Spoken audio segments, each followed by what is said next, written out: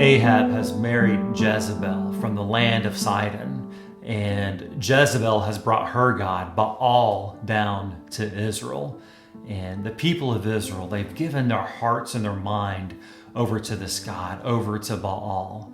Baal was the god of thunder, the one who would ride on the clouds and bring rain to the earth, bring life to the earth.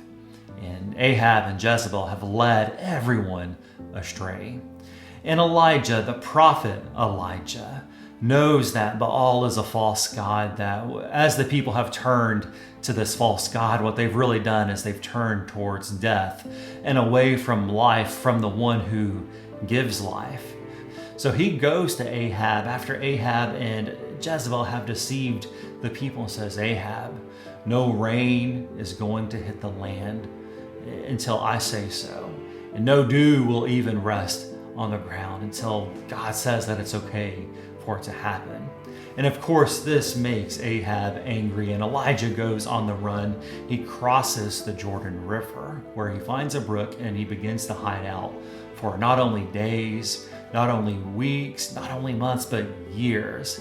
It would be 3.5 years that the land doesn't see any rain. And of course, Ahab would be out looking for Elijah, trying to kill him, sending people to find him, and they would never find him because God's hand of protection was on him.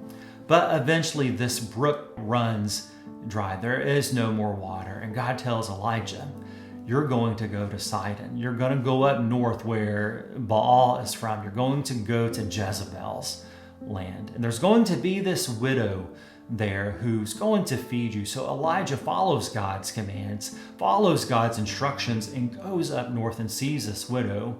And when he runs into her, he calls out to her, feed me.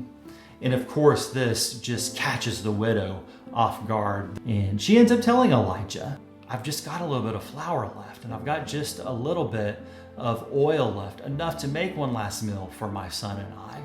And then we're going to go die. This widow had given up hope because the drought was so bad. There was no life to be found anywhere. And instead of just trying to survive, it was better to be dead. And that's what she intended to do. But Elijah looks at her and says, no, you're not going to die.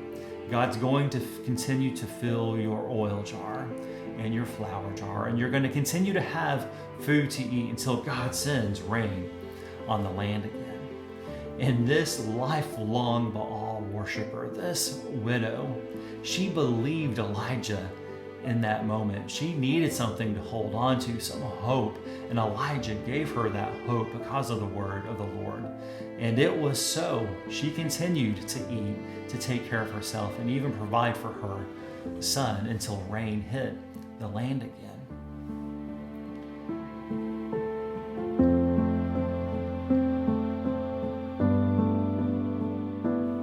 And like the widow, like Ahab and Jezebel, like the people of Israel, sometimes we give our hearts and our minds over to things that we believe will give us life. And in the widow's case, there was a time that she thought Baal, the god of thunder, would send rain and that would bring her life, but it just wasn't so.